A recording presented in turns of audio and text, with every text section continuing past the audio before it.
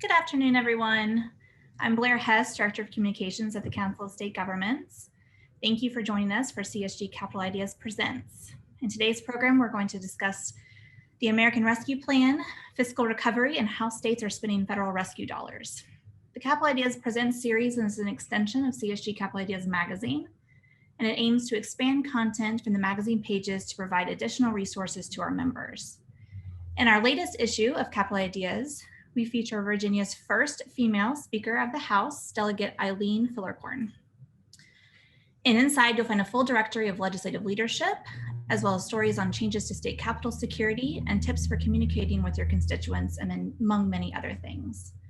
You should have received this issue, our third this year, in your mailboxes last week, but you can also view the magazine online at this website, where you'll find expanded digital-only content as well. If you do not receive Capital Ideas magazine and you would like to, you can email us at capitalideas@csg.org, and I'll put that email address in the chat for y'all's reference. I'm also going to post the link to our latest resource for CSG members, our fiscal recovery website. This is updated each week and includes information to help you navigate the American Rescue Plan, as well as related topics. We send out new information in a bi-weekly e-newsletter and post those on our Twitter and Facebook as well. Before we get started, I'd like to go over a couple of housekeeping items that I'm sure all of you have memorized by now. First, this program is being recorded. That recording will be available to view and to share on the CSG website next week. To reduce noise during the conversation, we ask that you stay muted during the presentations. However, if you think of a question for our presenters, feel free to leave that in the chat, and we will refer to those during the question and answer discussion at the end of the program. During the question and answer portion, you may also continue to leave questions in the chat, or you may use the raise your hand feature, and we'll be on the lookout for those. Finally, if you have any technical difficulties during the program, please leave us a note in the chat, and a member of the CSU staff will work to resolve that for you. Now, I am happy to introduce David Atkins, the Executive Director and CEO of the Council of State Governments. David, it is all yours. Thank you, Blair, and to all of my colleagues from CSG that are on this line now. I want to thank them for the preparations that not only went into the CSG Capital Ideas magazine issue that was so well received, recently distributed, but to all of them worked so hard on putting this particular program together. Well, my name is David Atkins, and I have the opportunity to work for state officials in all three branches of government. CSG was founded in 1933, the worst year of the Great Depression. And since that time, for nearly 90 years, we've worked for executive branch, judicial branch, and legislative branch officials to help them learn from each other, to harvest and glean the best of practices from the states and share them with other states, and to provide cutting-edge information that will help leaders make better decisions, navigate the complexities of public policy challenges, and ultimately serve their citizens better. Our bottom line is we're partners in good governance. And when government works, the citizens have a greater trust in the institutions of self-government, and democracy is made stronger. We hope in today's conversation to share with you, through the lens of a number of thought leaders and experts that we'll have being presenters today, an opportunity to think about the question that, as I visit with state officials, is number one on their minds, particularly among legislators. But it's, what can we spend all of these federal dollars on? What can't we spend all of these federal dollars on? And what is the best or smartest use of a process that will allow us to spend these dollars smartly? And it's clear that, frankly, there aren't great answers to all of those questions yet. But I can assure you that the experts that'll be talking today have a pretty good idea of how states are able to use this money and how states have been using this money, as well as look out into the future to determine how we might best be able to anticipate having the biggest impact with these dollars. Well, I remember the trajectory of the pandemic fairly well. It was first declared on March 11th of last year. It happens to be my birthday. And for March 11th, we know that in the next weeks that followed, there was a precipitous decline in economic activity as basically the world shut down. The streets of most towns and cities became vacant. Stores and offices were shuttered. And in that moment, state officials had every reason to believe that we were experiencing the greatest economic collapse in the history of the United States. It was some very, very dark days indeed. But the federal government, in partnership with organizations like CSG that advocated for the states in these very dark days, decided that they would put money into the economy, and they recognized that giving state and local governments money was one of the best returns on investment that could be made to jumpstart an economic recovery. And by the end of March, they had passed the CARES Act, which provided over $2 trillion of funding to states and local governments. It was primarily to replace those revenues that had been lost and to cover expenses directly related to the coronavirus pandemic.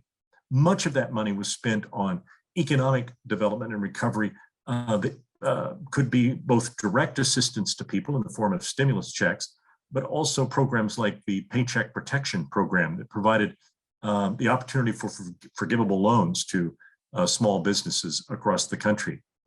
The CARES Act, in fact, worked to shore up the economy. And what seemed like a very, very dire prediction as we were closing out the last fiscal year, actually what we saw were modest increases in both sales tax revenue and income tax revenue. This was because normally this disruption would have displaced a lot of workers. Now, mind you, a lot of jobs went away, but when you look at income tax growth in both fiscal year 20 and 21, many states experienced more revenue from that source. And it's because middle income and higher income people made a very quick transition. For those of you like me who had never heard of Zoom or Microsoft Teams, we quickly learned that from our kitchen tables, we could connect to anybody in the world very quickly and work could continue. Here at CSG, we began working remotely and frankly didn't miss much of a step. While we missed seeing our colleagues and our members person to person, the fact of the matter is we continued to operate much as we had before, delivering our programs and services. And most businesses found the same thing. Now, clearly there were some businesses hurt more than others, but if you look at oil and gas production and revenues, they stayed fairly strong. The market, while it crashed momentarily in those early days, recovered quickly. And so capital gains revenues also were available to the states through that summer and the months that followed. Although the economic recovery wasn't as fast or as sustainable as we had hoped in many sectors of the economy, just a couple of days after Christmas, another $900 billion stimulus package was passed by the Congress and signed by law on December 27th by President Donald Trump. Up to this point, in the CARES Act, it was a bipartisan measure, and primarily the successive stimulus packages, rescue plans became much more partisan as people began to view the allocation of these federal funds through partisan eyes. It was clear that President Biden was going to propose a very significant package, and that took the form of the American Rescue Plan Act. It was signed into law 1 year after the pandemic had been declared, again on March 11. And it provided $1.9 trillion. And in each successive stimulus package, the House had asserted a very strong interest in having direct aid to state and local governments. That manifested itself in a democratically passed, only Democrats passed the rescue plan, in a substantial hundreds of billions of dollars of investment in state and local governments. Much of it, frankly, is very flexible dollars. The revenues that had been previously allocated were for coronavirus type relief. Medicaid reimbursement rates had been adjusted to shore up state government budgets even more. And so frankly, states who went into the pandemic with the largest reserves they'd ever had weathered the storm fairly well. And so the question now is, how do we take advantage of these rescue dollars, not only to directly support economic recovery, but other needs that have been deferred or delayed. The passage in the Senate just the last several days of the Infrastructure Act means that states will be receiving more dollars should that bipartisan measure pass the House to shore up roads, bridges, and broadband. So this is a time, a cavalcade of riches for states, and legislatures working together with executive branch officials have a huge challenge ahead. How do we create a legacy from these funds that truly is transformative? And it's a big challenge. There are some that are arguing the states receive too much money and that the federal government should claw some of that back. What that means is states are going to have to be smart in the way in which they encumber that money and spend it, with a deadline that the money has to ultimately be spent by the 2026. So there's still some time available for states to be flexible. So that sets the stage. The economy continues to rebound. Economic growth is projected to be at significantly higher than previously projected levels, certainly pre-pandemic. And as a result of that, states will continue to see their budget situation improve as the economy continues to bounce back. The Delta variant, though, taught us a very important lesson, a lesson in humility, that this pandemic is not over. And while states may have the funds necessary right now to meet present needs, with only 2% of the world's population inoculated, it is very likely that other variants will emerge. Those variants will spread quickly. And as the virus, through mutation, teaches itself to be more virulent and transmissible, as well as perhaps more able to evade the vaccines, state governments will have an ongoing challenge. And my guess is we'll see those challenges be exacerbated as students go back to school, many of whom cannot be inoculated under the age of 12. So with all of those challenges, it's hard to know how we thread this needle of going forward in a very uncertain time. But the resources the federal government have allocated makes this task much easier than it looked like it would have been in the late days of March 2020. With that, let me turn this over to our head of research here at our national headquarters, Dr. Sarah Needler, who will facilitate the conversation with our panelists. And let me just say how grateful I am to the partnership of our panelists for offering up their expertise to our members. To all of you who are on the line today or watching this program later in its recorded form, we hope you'll reach out to CSG if we can ever be a resource. You'll find a treasure trove of information online at csg.org, specifically focused on the American Rescue Plan and all of those pieces of legislation that may come after. We hope you'll use that as a resource, but just remember, we're always just a phone call or an email away. We work for you, the leaders of our states, and we consider it a great honor to do so. Dr. Needler, we'll turn it over to you. Thank you so much, David, and welcome to everybody that's joining us here today. We're really excited to do this session, especially after our team has been spending quite a bit of time looking at the American Rescue Plan and all of the other funding opportunities for the states right now. So we just wanted to take today to go over what we're seeing, what are some of the trends we're seeing in utilization of these funds, and give you some context for what's happening. And after that, we'll move to a question and answer and discussion session, really just wanting to make this session more an informal conversation amongst peers about what are states doing, what are the challenges we're having, and how can we confront those challenges. So first, you're going to spend just a bit of time hearing from a few of our speakers. We will hear from Shelby Kearns, who is the Executive Director of the National Association of State Budget Officers, or NASBO. Shelby has worked at NASBO for quite some time and has also spent about a decade at the Idaho Division of Financial Management. So has a lot of expertise on budget offices and all things budget, and will provide us some context for our discussion today. And then following Shelby's remarks, we'll hear from Christina Gordley, who is my colleague here at CSG, who is a senior policy analyst.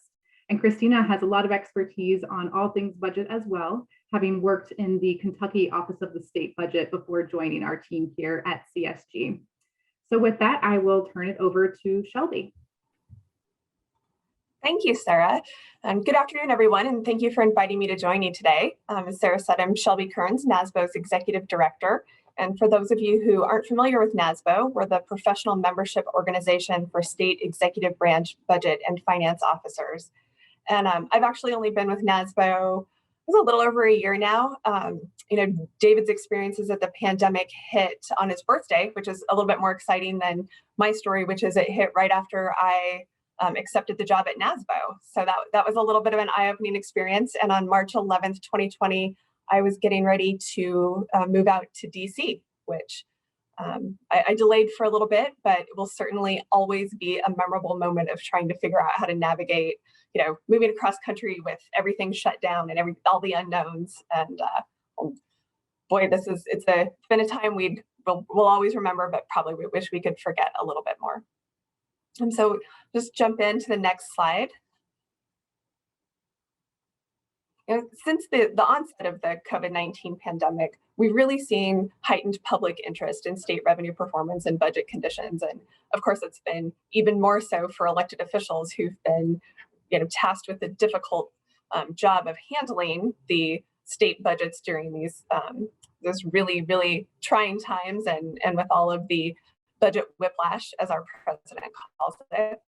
And so I really appreciate the chance to talk to you all about how state revenues are performing and what we're hearing from state budget officers. And I know Christina's going to do a deeper dive into states' utilization of aid from the American Rescue Plan. So I won't go into great detail now, and hopefully we can talk about that a little bit during the discussion. But we're really beginning to see those plans take shape at the state level. The timing and the process have created a longer planning and spending horizon than with earlier rounds. And a few key reasons are also that states were nearly finished, or in some cases finished, with their budgets and their legislative sessions before the interim final rule providing guidance on how allowable uses was even released. We've also seen legislatures want to be more involved in how these funds are spent than the timing allowed them to be with the coronavirus relief funds. And of course, the legislative process and legislative calendars, that also just takes more time than executive action.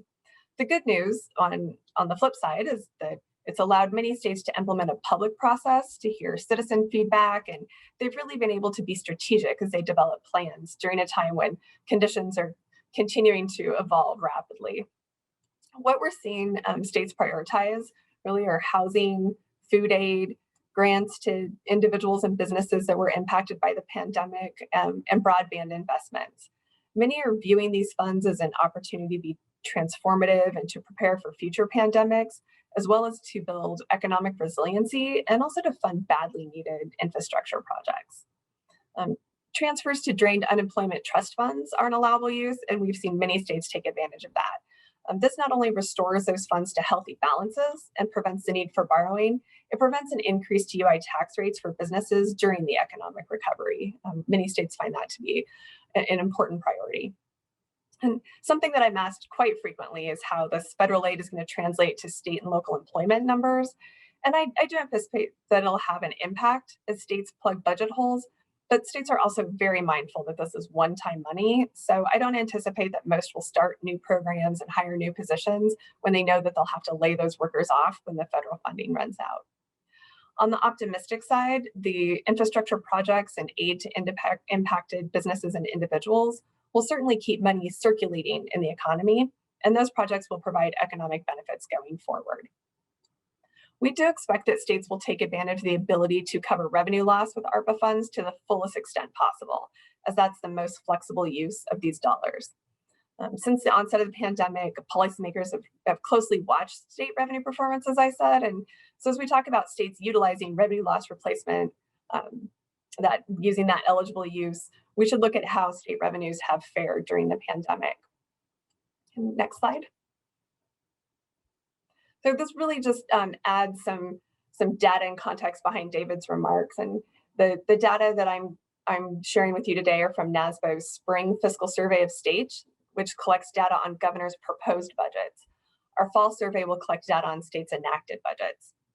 And usually conditions don't really change that much between governors' proposals and the enactments of budgets, but once again, like in 2020, we did see a lot of things happen after most of these proposals were released at the end of 2020 or the beginning of 2021, including the passage of ARPA. So the forecast that governors' proposed budgets were based upon expects state revenues to grow 2.3% in fiscal 2022 compared to fiscal 2021 estimated revenues. And the two largest sources of general fund revenue, sales tax and personal income tax, are both expected to see moderate growth in fiscal 2022 of 3.9% for sales tax and 4.3% for personal income tax. Meanwhile, fiscal 2021 general fund revenues were on track for 3.7% growth over the fiscal 2020 actual collections. So those numbers are not adjusted for the shift in the tax deadline from April 15th, 2020 to July 15th, 2020. That, of course, has made some year-over-year comparisons a little bit more difficult and has skewed those growth rates. But 19 states reported that they recognize those revenues due to the deadline shift in fiscal 2021 instead of fiscal 2020. So in our surveys, we asked, if they could give us an estimate of what those deferral amounts were. And 17 of the 19 states who recognized revenues due to the deadline shift in fiscal 2021 instead of fiscal 2020 were able to report estimated deferral amounts. So we adjusted our revenue figures for those years on the slide as well. So you can kind of get a better idea of what it would look like without the tax deferral. And at the time of data collection for the survey, general fund collections for fiscal 2021 were coming in above the original projections that were used to adopt budgets in 38 states, below in 8 states, and on target in 4 states. Some of these original projections still predated COVID, which explains some of those states where revenues were coming in below the target. And compared to their most recent official revenue estimates at the time that we collected data for the survey, fiscal 2021 collections were coming in above those projections in 36 states and on target in 10 states. We had 4 states that weren't able to report how collections were performing compared to those most recent estimates. And that really speaks to the continued improvement in state revenue performance, which was likely also helped further by the passage of the December 2020 federal stimulus package and then the American Rescue Plan Act in March. And as states close out their fiscal years, we've really been watching that revenue performance. And we have a blog post up that details collections at nasbo.org if you're interested in checking that out. What we're seeing is that many states are beating their forecasts as they expected in our survey. And we're also seeing that states are directing those unanticipated state funds, which in some cases are fairly large surpluses, in a variety of ways, including towards reserves, towards tax relief, additional assistance to individuals and businesses impacted by the pandemic, to restoring some spending cuts they had made, and to increasing education spending. It's certainly nice to see states come through the pandemic and be able to bolster their fiscal situation rather than be in the dire situation that we'd all talked about last year. Next slide. So while the news around state budgets and revenue performance has been largely positive, based on the figures reported in our survey, states do still expect to collect less revenue than what they were forecasting pre-COVID-19. So again, I want to stress that beating those really dire revenue projections, and we say states are doing better than expected, they're beating revenue projections from early in the pandemic that were pretty dire. So just kind of keeping that in a little bit of context, that states did expect to be in a better situation than they find themselves today. The fiscal 2021 general fund revenue collections were 2.7% below the pre-COVID forecast reported in our spring 2020 survey. And that comparison may change when we have all those final collections determined and know exactly how states closed out the fiscal year, but they will still likely be lower than the pre-COVID projections for most states. For fiscal 2020 and fiscal 2021 combined, states were on track to collect 2.8% less over those 2 years compared to what they were expecting prior to the pandemic, according to our data. So again, while the good news for state budgets is that the effects of COVID-19 have not been as severe as anticipated earlier in the crisis, it's important to note that state spending and revenue trends also were varying by state due to the uneven economic impacts of COVID-19. So as David mentioned, those, kind of just keep in mind that these aggregate figures, which are positive, mask those variations in how states were impacted due to their economies, tax structures, transmission levels, and other factors. So we do have some states that are still experiencing more severe budget conditions. As you all know, those are largely states that are reliant on tourism and leisure industries, and those with revenue systems that's highly reliant on the energy sector. Our survey found that those states were more likely to make spending reductions in fiscal 2021 and are recommending more modest budgets for fiscal 2022. And they're also more likely to experience multiple years of declining revenues during the pandemic, as well as to have tapped their rainy day funds and other reserves. Next slide. And the decline from expected revenues did result in budget reductions. 19 states reported making mid-year budget reductions due to a revenue shortfall in fiscal 2020, and 12 states reported making mid-year budget reductions due to a revenue shortfall in fiscal 2021. 6 states reported making mid-year budget reductions in 2021 due to other reasons. Those were mostly lower spending needs or being able to utilize federal assistance for expenditures in place of general funds. Some examples of that would be utilizing the higher federal Medicaid matching rate, or perhaps taking advantage of the ability to use the coronavirus relief funds for public health and safety payrolls. Next slide. So this slide just gives you an idea of how states met those budget reductions. In fiscal 2021, we saw states utilize a variety of strategies and tools to manage their budgets in response to lower revenue projections and the uncertainty we were facing in the economy. And we asked states what strategies they used to make mid-year budget reductions in fiscal 2021. The most commonly used were targeted cuts, continued hiring freezes, and reliance on other state funds, prior year balances, and their reserves. States reported once again using those strategies in governor's recommended budgets for fiscal 2022, although all to a lesser extent than they did in fiscal 2021. Fiscal 2022 budgets were less likely to include across-the-board percentage cuts or furloughs compared to fiscal 2021, but on the other hand, there was a notable uptick in states reporting agency reorganizations for fiscal 2022. That probably reflects states having more time to be deliberative and strategic, and may also reflect how needs have changed during the pandemic. Next slide. So just to wrap up, I'll note kind of what we expect to see in states' enacted budgets. Since nearly all governors released their budget proposals prior to the passage of the American Rescue Plan, they'd actually proposed a moderate increase in general fund spending and a decline in federal fund spending. We certainly expect that enacted budgets will reflect some of the increase in federal support, and also probably the extended deadline for states to expend coronavirus relief funds. The modest revenue growth that was projected in governor's budget proposals may also show an increase given the improved revenue performance that states were seeing this spring, as well as the improved revenue forecasts as they take into account the impact of all the additional federal stimulus. Kind of as budget officers, my members are inherently cautious. And I mean, some might even say they're slightly skeptical of any sort of good news. But I would agree there's still some areas of concern. David noted a lot of these, kind of as the federal stimulus wears off and states are grappling with the end of the eviction moratorium. Some areas are experiencing surges due to the Delta variant, and we're also dealing with a changing labor force. Things might not have been as dire as we'd feared, but states certainly continue to face a number of unknowns. But that said, it's always nice to be able to wrap up with a message that the news for state budgets is largely positive, and I'll go ahead and pass it over to Christina to talk about the ways these ARPA funds are being utilized by and will benefit states. Thanks. Thank you so much, Shelby.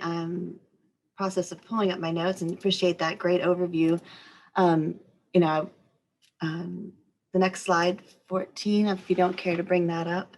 We're again talking about the American Rescue Plan Act that was signed into law. This is the basic overview.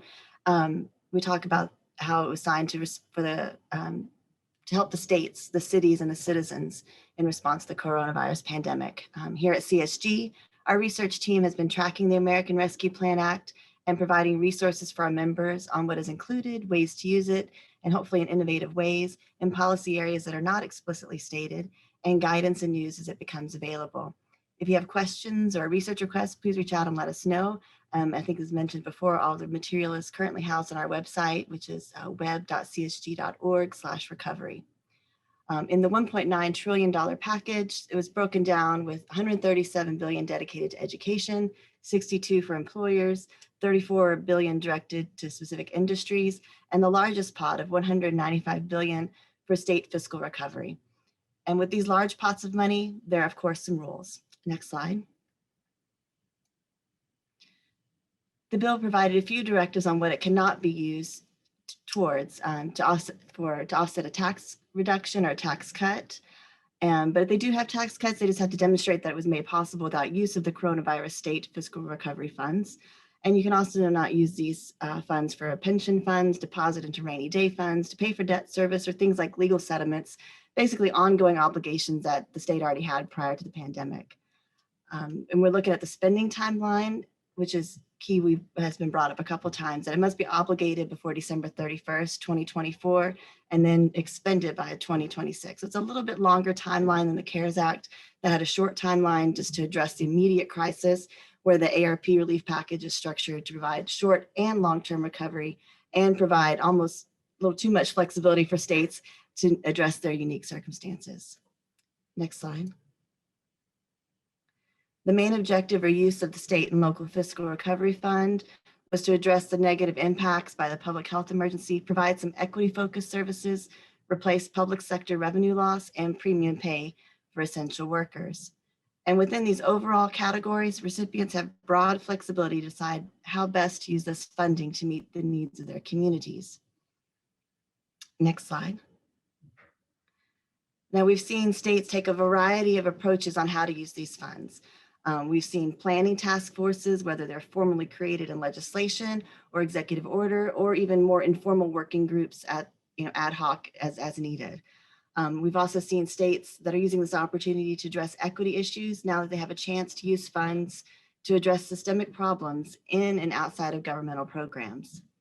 And with community input, several states have had listening tours to garner input from around their state. And we've seen this at the state and local levels to learn about the needs of the citizens that may not always have a way to be involved in the policy process normally. Especially with capitals being closed and not as accessible as in years past, this has been a pivotal tool for states to seek that input. And interbranch collaboration. As we always hope to see more of the executive branch and legislative and judicial branches working together to achieve the greatest impact and usefulness of these funds to help their states. And some are doing better than others, but we can also stress the need for collaboration horizontally in government organizational charts, but also working vertically from the delivery of the services at the city, county, and state level, so that they're all coordinated and working for the best outcomes. Let's see, that's the broad overview, but let's talk more about how states are actually using these funds to rebuild their economy with the ultimate goal of ending up better than where we started. We're going to be focusing mainly on the state and local fiscal recovery funds. That provides the largest discretionary amount of funds for policymakers and the greatest opportunity for innovation and ingenuity. Of course, there's several other streams coming to states through formula grants and competitive grant awards and a capital fund to address a wide range of issues heightened by the pandemic. But for now, let's talk about the recovery fund. There are immediate needs and long-term investments that can be addressed using the state and local fiscal recovery fund. Immediate needs that we've seen as trends are unemployment insurance. As Shelby alluded to earlier, a lot of folks are using the this kind of a windfall to pay back the money that was borrowed under the unemployment compensation fund. And we're seeing this in several governor's proposals.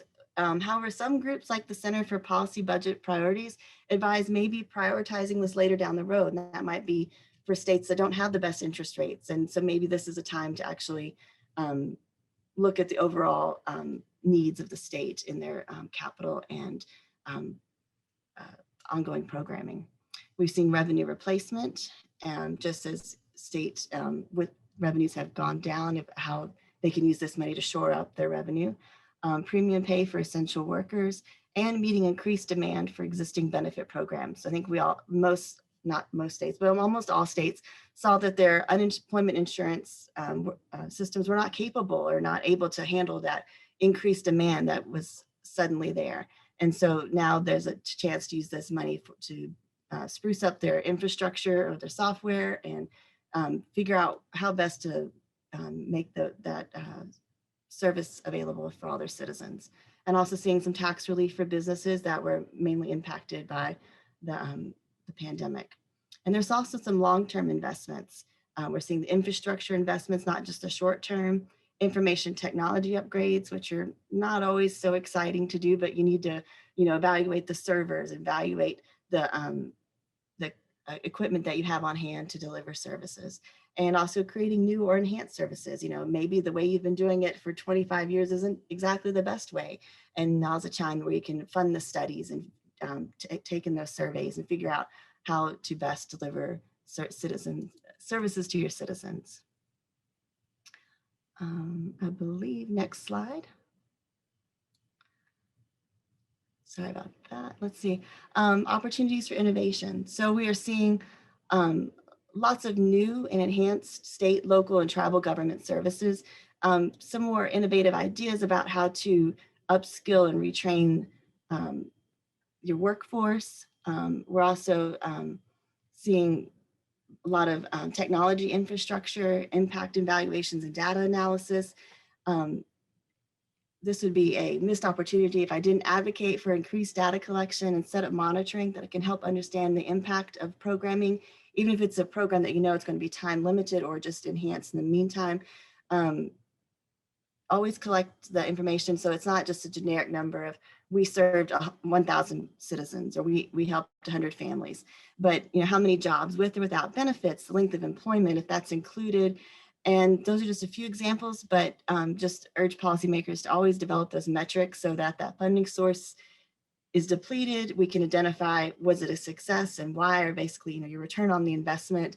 And also if it didn't go so great, how you can improve upon it in future iterations.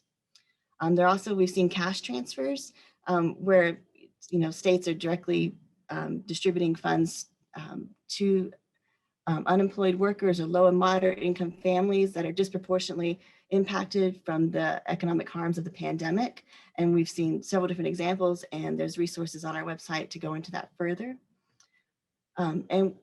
We have more specific examples coming down onto our website just to track how all the states are using these funds and towards what themes and projects, and hopefully that'll be coming live in the next month or so. Next slide. Now, with all this great innovation and things that states are doing, we do have to acknowledge there are ongoing challenges that we've alluded to, and other David and Shelby also brought up, the fiscal cliff, which I think most states have learned their lessons, but there's that word of caution just to not set up new programs, or if you do make them time limited, set up that expectation that, this is to address a certain need, it's going to titrate off, or, so that the citizens know that, oh, I'm going to have to start paying for this down the road, something like that, so that it's not an alarming situation in 4 years when those funds are gone. And also determining the eligible projects, just figuring out what you can spend the money on. I think that's been a great challenge for states, and we've seen some innovative uses of policymakers working around and how to apply creative approaches that still fit those 5 categories. And also the overlap of federal funding opportunities has been a great challenge. These looming possibilities of more money coming down the pipeline, you don't want to step out too fast, but you don't want to wait. And so you kind of, we understand those challenges, and we're here to help, navigate that. And also the tax offset challenge, that's still ongoing, and we've seen different rulings. And I think every state is just kind of approaching it the best that they can, and to deliver what they feel is best for their citizens. I guess next slide. If you have any questions or more information or support, feel free to reach out to Sarah Needler or myself, Christina Gordley, and we'll be happy to work with you further on this topic. Thank you. Thank you so much, Christina and Shelby. Again, this is just very helpful context to a huge conversation that we're all having right now. And so now I just want to kind of switch over and give us some time to have an open discussion about how we're using the federal relief funding and what challenges we're experiencing.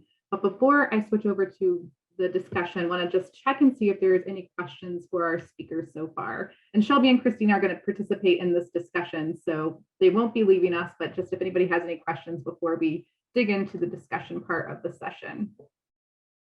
I do see that we have a question in the chat, and the question is asking, has any state successfully completed their calculation of revenue loss for the fiscal recovery funds?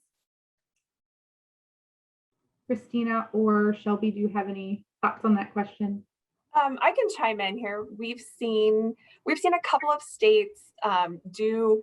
I think they would probably categorize it as their rough estimate of where they thought they would be based on the calculation. And and they've appropriated funds for revenue loss use in that manner based on those calculations, with the understanding that they'll probably go back and look at it again, particularly waiting for that final rule, and just wanting to have a little bit more information. There have been a lot of questions around what really is included in that and exactly how to do it. But I think for most states, they know that whether they're above or below the the 4.1% and how that works. So they've been able to carve off some funds that they will use in that way.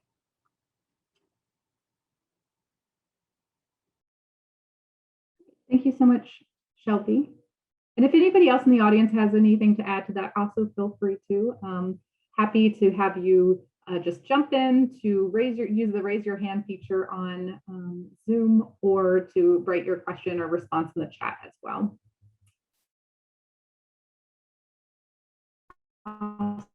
So happy for any other questions for our speakers. Great. Well, if you have a question, don't feel like you can't ask it, even though we're going to shift into the discussion session. If something comes up, feel free to let us know. Like I said, we are just wanting to have more of an informal conversation now about how things are going for you all in the States. Wanted to let you know that we did reach out to a few folks to make sure that we had some people willing to share their experiences in their state as part of this discussion. So just wanted to give that heads up, because I will be calling on a few people by name, and just wanted to let you know that they are aware, and I will not be cold calling you, but really want this conversation to be an open conversation for everyone. So please do feel free to jump in, even if I'm not directing a question specifically at you. We do want to hear from everyone. And I think probably the easiest way to make sure that everyone is heard is to use that raise hand function on Zoom. And you can do that by clicking on the button at the bottom of your screen that says reactions. And then there's a little button that says raise hand. So if you want to jump in, but don't find an opportunity to do so by unmuting yourself, please feel free to use that feature. But also, we just want participation. So however you feel comfortable joining in, we will welcome that. And I think we have one more question that came up in the chat, so we'll answer that and before we move into the discussion. So that question is, have any states successfully upgraded HVAC writ large throughout K through 12 schools? Any thoughts from Christina, Shelby, or anyone else who might want to weigh in on that? I can say that I have not seen where any state has successfully been able to do that. That was one of the, I think, disappointments among some of my members, is that wasn't included in the infrastructure part. But we may see some states be able to use other areas of funds, whether it's responding to the pandemic or revenue loss, to do that. But I have not yet seen that specifically be done. Thank you, Shelby. We have another question that has come up, which is asking what federal reporting and transparency requirements are in place to ensure that governors inform their own legislators and citizens how ARP dollars are being spent as they are allocated.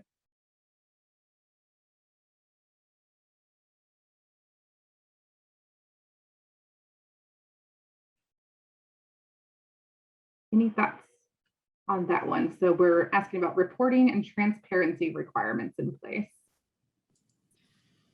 Hi, this is Kathy McGinnis, State Auditor in Delaware. We have created an initiative here where we actually have a transparency portal on the auditor site. It's called Project Gray Fox, and since the ARP funds are going directly to the municipalities, the cities, the towns, the counties, et cetera, we have the U.S. Treasury guidance buckets located there under a tile, which will designate if that's the schools, if that's the state agency, et cetera. With that being said, we're not telling folks how to spend those funds over the next 3 years. However, we are getting ready to launch and setting up town halls to go around the state and be able to answer questions with our teams, because not necessarily legislators, but the elected officials or the task force within the municipalities or entities are the ones that are looking for these projects and how they're going to spend. As far as informing the citizens, we've kind of taken this project on ourselves and created this to let every citizen be a fiscal watchdog and see how the spend affects them directly, because that's what people want to know. They want to know, they might think that's great, you got $1 million or $10 million. They want to know how you're going to spend it and how it's going to benefit them in their community. So when I go speak to chambers and rotaries, et cetera, and let people know we have a state auditor, I'm speaking about Gray Fox, and let me tell you, that's what people want to know. It is about these ARP funds. The first round, when we had the guidance, it changed a little bit, but this right now is a whole different deal and a second large windfall of funds, which everybody's fully aware of. But we're actually trying to let the citizens themselves be the folks who are getting the money accountable and making sure they're transparent. Thank you so much, Auditor McGinnis. Does anybody else want to have examples of how their state is doing this? Oh, I see a hand from Representative Redmond. Thanks, Sarah. I just want to chime in following Kathy, because in Vermont, we're doing very similar things. We have on our joint fiscal office website, literally where every penny is going in terms of these ARPA funds. So people can literally pull it up by issue area and see how the funds are being spent, how much has been spent, how much has been appropriated, how much still has not been appropriated. So they're able to kind of look at that. And I also wanted to add that our Speaker of the House and Senate President Pro Tem are planning a statewide ARPA roadshow tour coming up very shortly, beginning in September. And they will be going to state fairs and many different existing events that are happening that gather Vermonters in order to really hear from people directly and have some facilitated sessions. We're really trying to get around the kind of typical way that we do things with taking testimony through public hearings and really reaching kind of people on the ground where they are. The other thing that we're doing is really prioritizing BIPOC communities and really hearing from them. And figuring out ways to engage people that typically are not at the table for these decisions. So online surveys and all kinds of ways to kind of gather people together and get their perspectives. So that's a little bit of what we're doing, very similar to Delaware. And I just wanted to throw that out there. Great, thank you so much. I think hearing these examples is exactly what's useful, because there isn't a lot of guidance out there in some areas, and so it's nice to know what other states are doing. So thank you so much for sharing, Representative Redmond. And I see Senator Murphy have your hand up. Do you want to add to that conversation?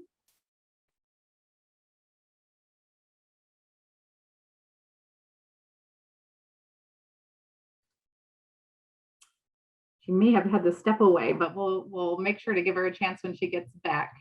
Also, I don't know about you guys, but sometimes I raise my hand and I forget it's there. So, but thank you guys so much. But anybody else have any examples from their states or any questions about how states are making sure that this process of allocating funds is transparent and being held accountable to constituents in your state?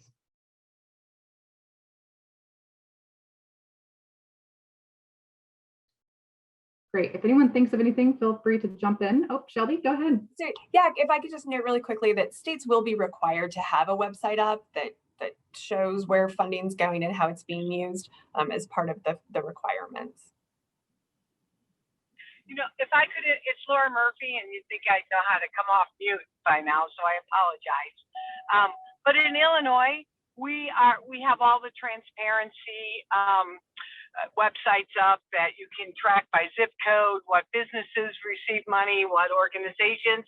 But in addition, we created a Restore Commission where the legislature then conducts hearings of all the departments so that the public or anyone interested then has the ability to hear exactly how the governor has decided to appropriate funding. So thanks. Can you hear me? We can. Thank you so much, Senator Murphy. And I see we also have a hand from Senator Hunhoff. Thank you.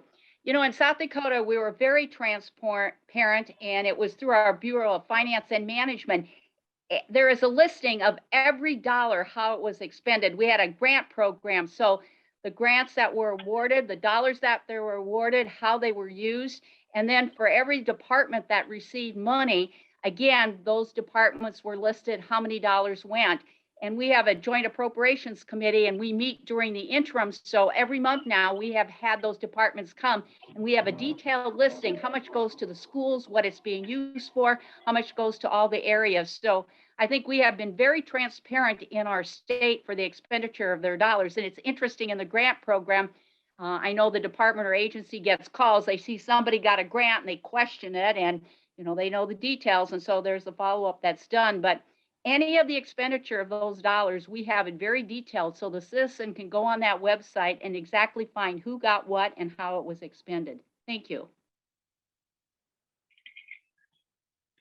Thank you so much. And we had another question around auditing in the chat asking, how will these federal funds be audited? So I think we maybe answered that a little bit, but Shelby, I'm not sure if you or Auditor McGinnis may be able to expand on that a little bit. This is Auditor McGinnis. It's my understanding that different states, as you know, some auditors, I'm elected, some are not. I have a code, plus I have an area to build an audit plan every year, so I have flexibility. I work with other auditors on projects, and some have different restraints than other, either because of if they're a legislative auditor, if they're elected or appointed, as well as their code, which dictates exactly what they can and cannot do. So I think you're going to, as far as at that state level, you're going to see differences across the country depending on their position and what type of position it is. As far as the federal funds, I mean, I think in the ACFR or the single audit, whatever, I'm sure these are all going to be touched. I just don't have exactly that guidance yet. And it might change. Yeah, that's true. Everything's still subject to change. Yeah. I don't have all of the reporting and auditing requirements memorized either, but there's certainly very detailed, I think some of my members would say onerous reporting requirements to make sure that states are using the funds for allowable uses and in the way they were intended.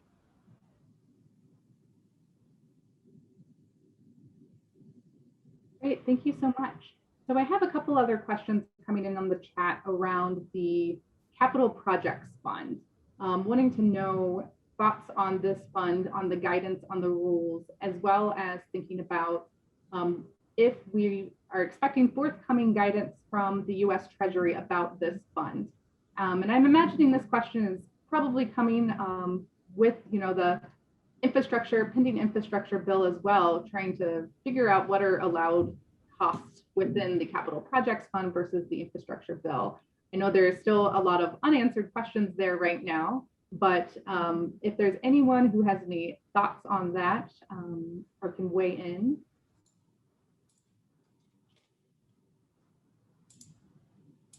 I can say that this is something that we've been anxiously waiting for more information. I'm sure all of you saw the same information we did. Was more information is going to be coming out over the summer, and with schools starting, you know, I think that feels like summer's ending to most of us, and we're still not seeing very much. So we continue to track that and wait, but we haven't heard any timelines beyond that. You know, it will be released in the summer. So we're still waiting. It does look like that from the page, when you look at the information, that it's, and from what we've heard, it's mostly going to focus on and be targeted toward broadband. We're hoping it becomes a little bit more broad for uses, but that's what we're anticipating.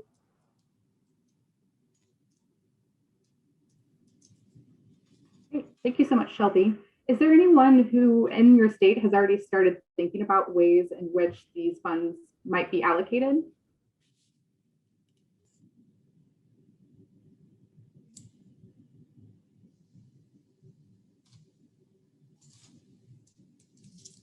I will loop back around to that question in a little bit, but also have some other questions in the chat that I'll go ahead and pull up. One of them is around whether there are any concerns about including university revenues in revenue loss calculation, since HEER funds can be used for university revenue loss.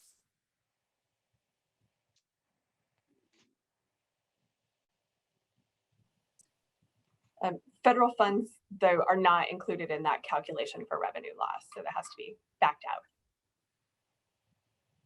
Great, thank you so much, Shelby.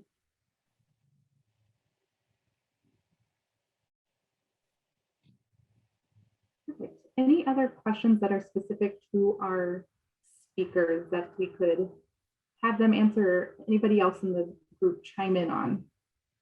I'm going back through the chat to make sure I'm not missing any questions, but if I haven't read yours and you sent it, please feel free to unmute and just ask it.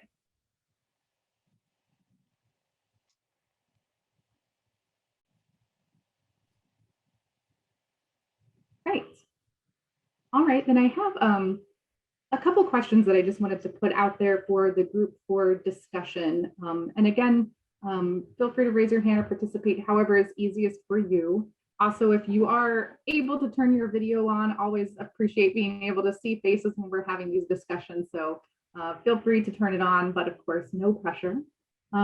We at CSG have seen, in looking at the bill and trying to track utilization among states of these federal relief funds, I've seen a lot of different approaches taken by states in deciding how to allocate federal rescue dollars. So whether to allocate all of them, to wait and allocate some in the future, or even what the decision process looks like in each state.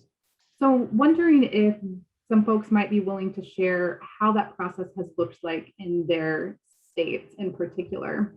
And I know Representative Gardner, I think he actually had to leave a little bit early, so I think he might have stepped out. So I know in Montana, they've been thinking quite a bit about this. So hopefully we'll be able to get some thoughts from Representative Gardner on a future session. But Senator Frazier is also with us. And I know in Mississippi has been very focused on how the pandemic has impacted families, and that Senator Frazier has actually sponsored a bill to increase the amount of temporary assistance for needy families. And Lieutenant Governor Hosemann has also launched a community listening tour to see how states should spend their money, trying to get feedback on how these fundings should be allocated. So Senator Frazier, I was wondering if you might be able to tell us kind of what this process has looked like in Mississippi and how you and your colleagues have decided to allocate these funds. Yes, great question. During the 2021 legislative session, we did two things. We created two different funds, a state fiscal recovery fund, and we deposit the AR funds in that particular fund, and also established a fund for the local recovery fund for the small entities of government. We appropriated money to the State Department of Finance Administration, $260 million to that department. And out of that amount, I think as of last month, the first of this month, we appropriated $125 million to local government, small entities. That is governments of 50 million people, 50,000 people or less. So what we're doing right now is trying to determine how we're going to spend those funds. We're getting input from our local people to let us know what to do. During the month of August, in September, we'll be having budget hearings, and we'll be having those listening tours around the state trying to find out how we could best spend those funds. But in terms of what we do in the session, we established two funds during the session, one for small entities and one for the state. We put the money in that in the treasury, so we'd have more control of it when we convene back in the session in January. Like I said, we knew in the session we'd have enough time to make tough decisions in terms of how to allocate the money. That's how we established two different funds during the session, one for small entities of government and also one for the state. And we're in a position to allocate that money once we turn back in January. But once we convene in January, we'll be in a better position to allocate that money to the local governments and also programs that will best benefit the people of our state. Great, thank you so much, Senator Frazier. Curious to see if anybody has any questions or feedback on how funds are being allocated in Mississippi.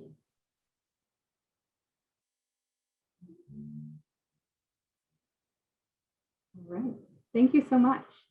And Representative Redmond, I know you told us a little bit about how you're dealing with transparency of allocation of these funds in Vermont. Wondering if you could speak a little bit further to what were some of the key contributing factors that has helped Vermont decide how to allocate these funds. Yeah, I guess that's the billion-dollar question, right? How to kind of break, where to put those investments. We have leadership. I would say the leadership of the House and Senate.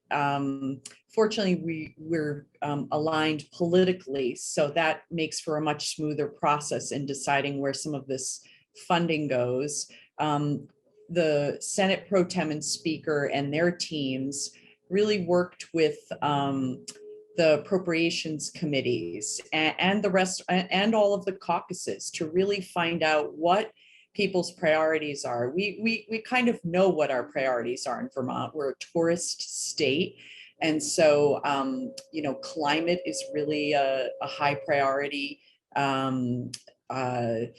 Making sure that our roads and, our clean water is intact. So these were all things that we knew would make it to the list. And so how we essentially did it is we, in the ARPA appropriation, got about $1 billion, which for many of you is small compared to what you got, but actually percentage wise, ourselves in the state of Wyoming got the highest per capita investment in the country. And we are very grateful to our Senate and House delegation in Congress who were helpful in that, ensuring that.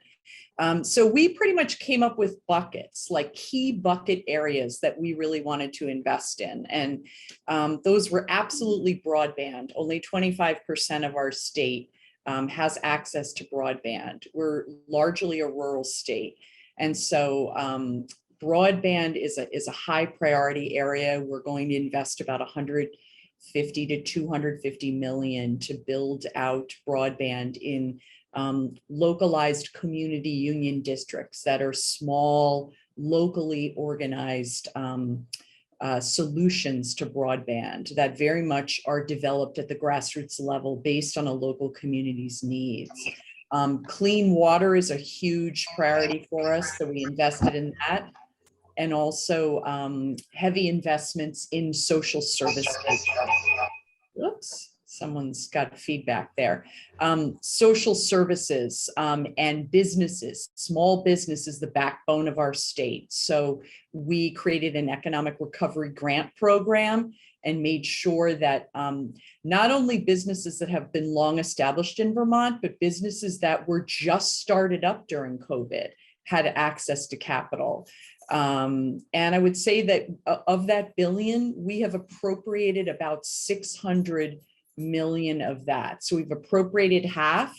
And then when we come back in January, we will work on the other half and certainly appreciate the longer spending time.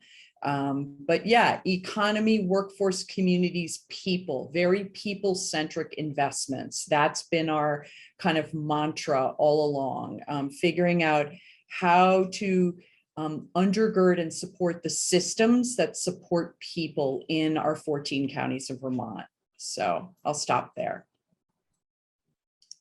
Thank you so much, Representative Redmond. And I think that is a great mantra to have. So glad to hear that and how the decision process is going in Vermont. Is there anyone else who would want to weigh in with experiences from their state about what this decision process has looked like?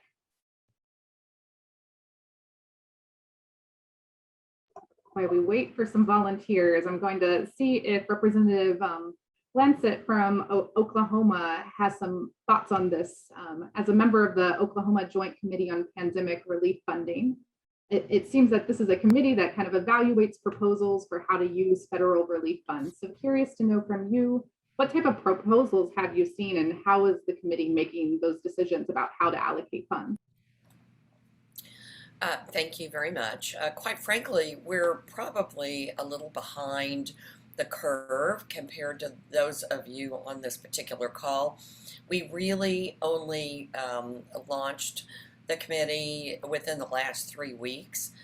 And the basis for the ARPA committee, funds committee, was really an outgrowth of a recent endeavor we started with legislation that enabled this group last year, and that's the Legislative Office of Fiscal Transparency.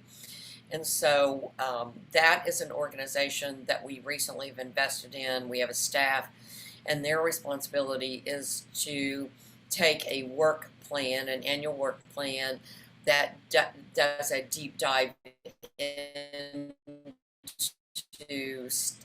expenses in a certain area. Like we investigated or analyzed how the state used our CARES dollars last year and whether or not there were chances that there might be federal clawback opportunities. So we've taken that Legislative Office of Fiscal Transparency infrastructure and we've added some strategic committee chairs, and we recently came together. We have a working group, so the leadership is primarily the budget officers for the House and the Senate in relation to the governor's office. The governor has outlined the priorities in terms of where he would like the strategic investments to be placed, and that has to do with retaining and attracting talent, addressing critical skills gaps, leveraging private and local investment opportunities through strategic government funding, looking at investing in infrastructure that enables high growth business clusters to better grow and prosper, and then also to focus on best in class customer experience in terms of the delivery of our government services. As you all know, in the recent pandemic, there's been an exponential increase in the need for citizen services like unemployment, like housing, like food stamps, like all of these other things. And the pandemic really caused a severe taxation on our ability to be able to deliver those services in a responsible way. I don't know if the rest of the states across the country have experienced this like Oklahoma has or not, but our Oklahoma Employment Security Commission, we as legislators had constituents contacting us by the thousands saying, I can't get a phone call, I can't get an email, I can't get an appointment, I'm about to be evicted, I'm about to lose my car. So those are things that we are going to have to look at from a critical investment that you guys have already mentioned in terms of improving our services, but that also has to include some things like looking at our back-end infrastructure for our inmate management systems. That's another thing where government traditionally has not done a good job of ensuring that we have the best infrastructure that automates and improves the delivery of customer services. Same thing with our Department of Public Safety. So we've got these priorities from our governor, and then what the legislature has done is that they have then formed their committees, the Senate and the House, and then we have sub-working group committees. And so our sub-working group committees have been divided into 4 sections. The first working group committee was Economic Development and Workforce, which includes business and commerce, as well as education. And then we have members of committee that are on that work group. We have Health and Human Services, which includes public health, human services, housing, children, youth, and family.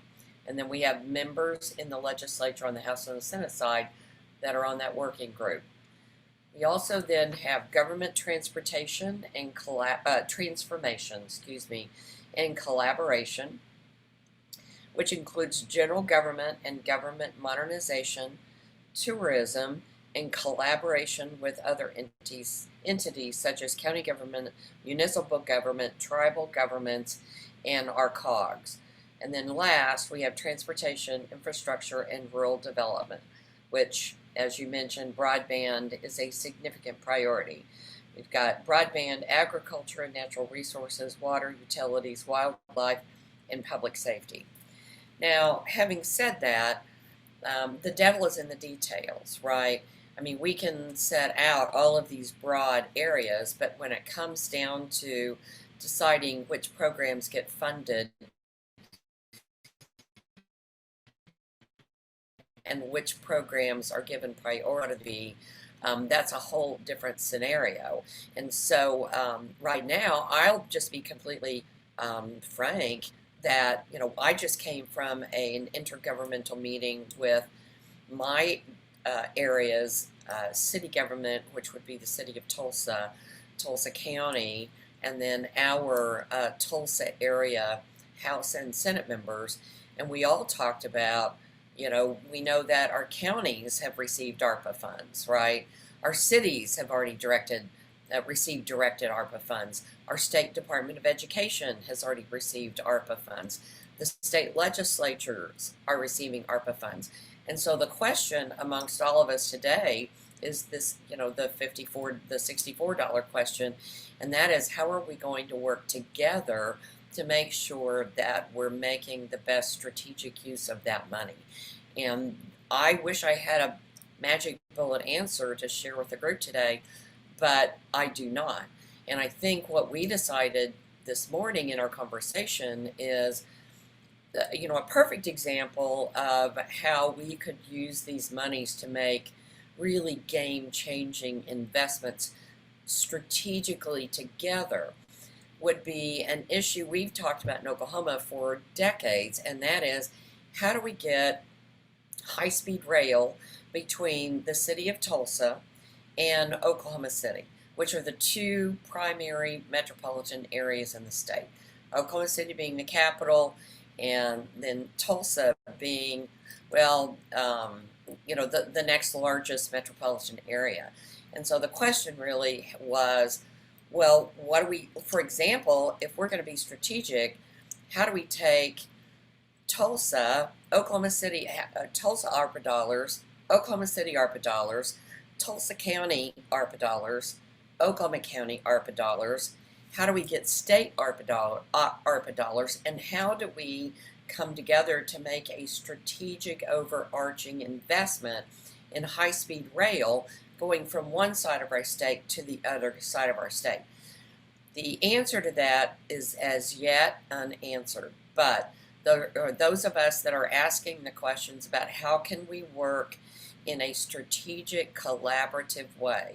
Because historically, on the CARES money, there really was not, in my opinion, the greatest use of consensus building and collaboration in decision making. And I think that that is really going to be the most important thing that comes out of this, is determining how we, as intergovernmental entities, can be more proactive in being collaborative in building consensus, instead of just looking at here's our governor's pool of money at the state level, and these are our priorities, and then the State Department of Education spending their own money and the county spending their own money. I mean, this is where I think the critical gap is going to be, is how do we do this in a really intelligent way so that we can actually make game-changing improvements by combining our dollars strategically. And I wish I could say that we are there, but we're not. But there are many of us that are moving in that direction. I think that the time frame has been so rapid for us that it's caught us a little bit discombobulated, and I'm a little concerned about the short time frame that we are required to meet. In Oklahoma, we have our sub-working groups. I'm a member of one of those, the economic development one, but we've got to have a working plan by August the 31st. Well, the last I checked, I think today's like August the 11th. So that doesn't really give us a lot of opportunity to dig in and be collaborative in this process. And so I think that, you know, we've got to try to bake in some opportunities for collaboration. Great, thank you so much, Representative. I think those are just great ideas that probably a lot of states are thinking about. Unfortunately, I don't think in conversations we've had, at least, nobody has the magic 8-ball answer yet, but maybe we will when having this conversation a month from now. But curious if there's anybody else in the audience right now who has been thinking about how to collaborate and make the most of these funds with consensus building among the states, localities, Department of Education, other departments who are receiving these funds. Is there anything that your states have been doing to kind of make sure that consensus building is happening? Or is this a challenge that your state is also facing?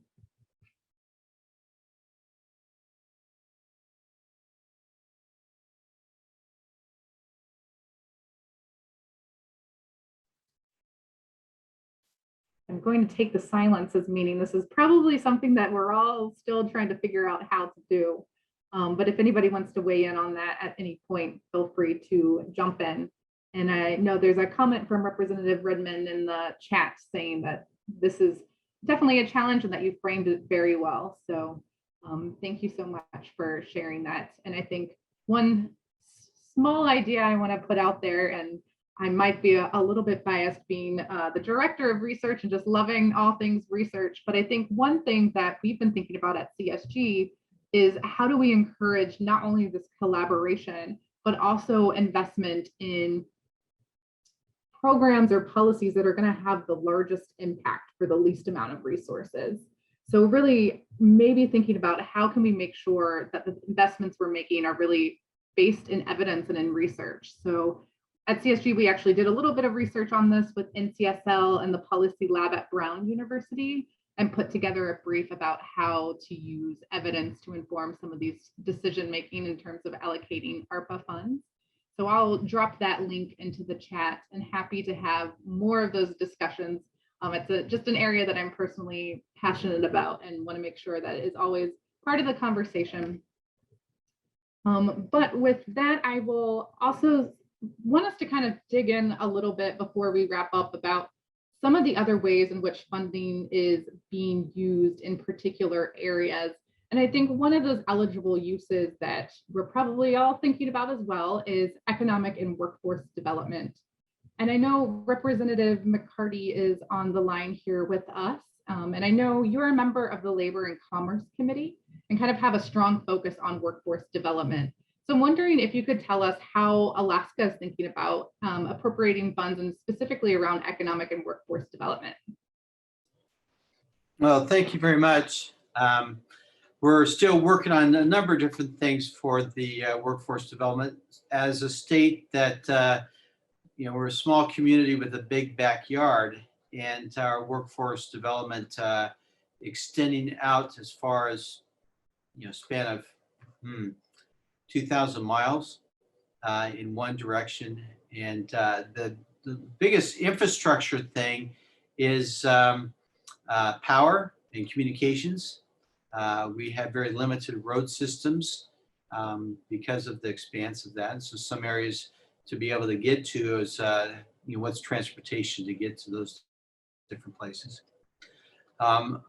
Like many states that we have actually a lot of people, a lot of businesses that they're wanting to hire but can't find people to work. So how to get people back into the workforce. And that's a big concern.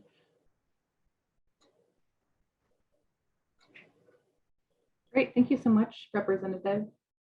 Are any other states thinking about this, how to get folks back into the workplace? I see we have a hand from Representative Redmond.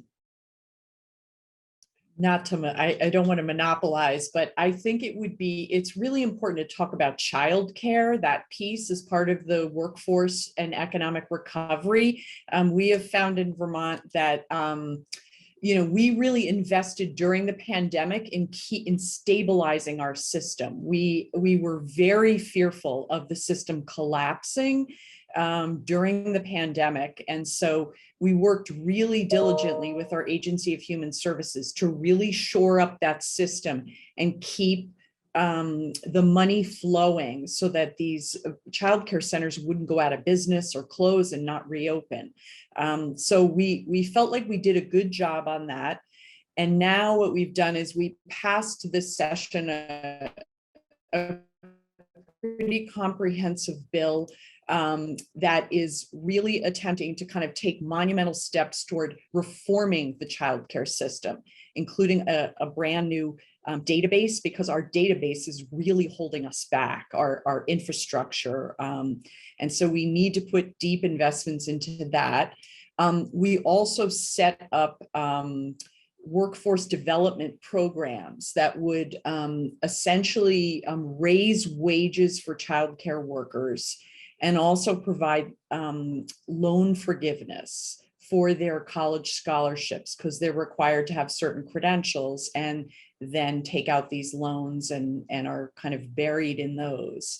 And then we have a very big study being done to really look from a standpoint of how public and private sector can come together and really create a system in Vermont where no more than 10% of your income would go toward childcare. That's kind of our 5-year goal.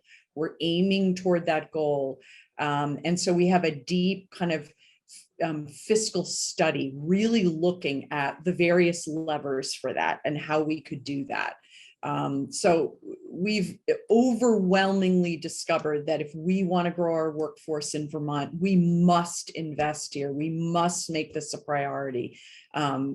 Otherwise, we're already seeing hiring. I'm sure all of you around the country are seeing workforce shortages and the inability of any industry to hire right now. And so we have to really focus on this childcare piece, because for many women, as we know, they're not going to go back to work unless they feel like they have a good setup for their kiddos. So we've made this a huge priority in our kind of restructuring the way we do business.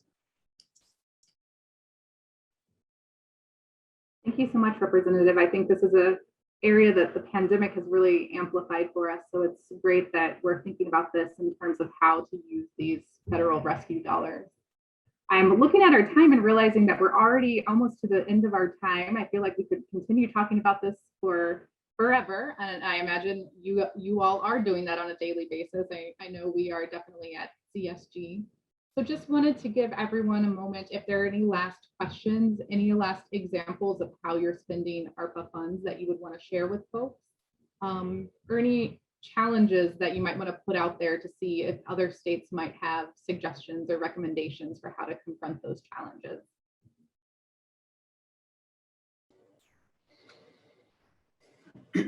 I have a question. This is Rep. McCarty from Alaska. And that is the issue of the workforce. I've got a bill to get kids at the age of 14 started in high school, where they are going into the trades and being certified with industry standard certification to be employable in the trades if they go that path by the time they graduate from high school.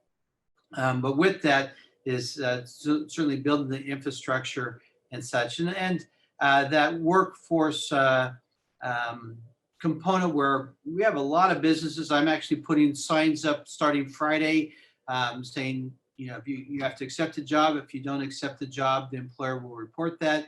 and you will lose your unemployment benefits. We have people in the workforce that have been loyal, and they're feeling frustrated that they don't get a perk benefit to accept the job, but they've been working hard. And there's a number of people out there that exist that are not accepting jobs. I was told something that in North Dakota, and if anybody from North Dakota wants to respond, they're actually in a situation where they don't have workers and they have a lot of employment help wanted.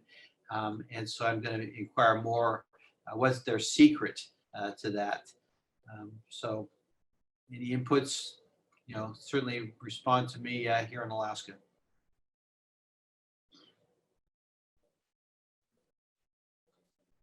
Giving folks a moment. I'm not sure if there's anyone on the here from North Carolina, but if not, we'll definitely be happy to help make that connection for you, Representative. Oh, see a hand from Representative Lancet. Go right ahead.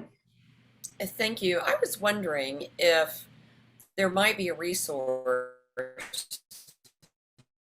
that you all could provide where it might be a repository for state processes or plans.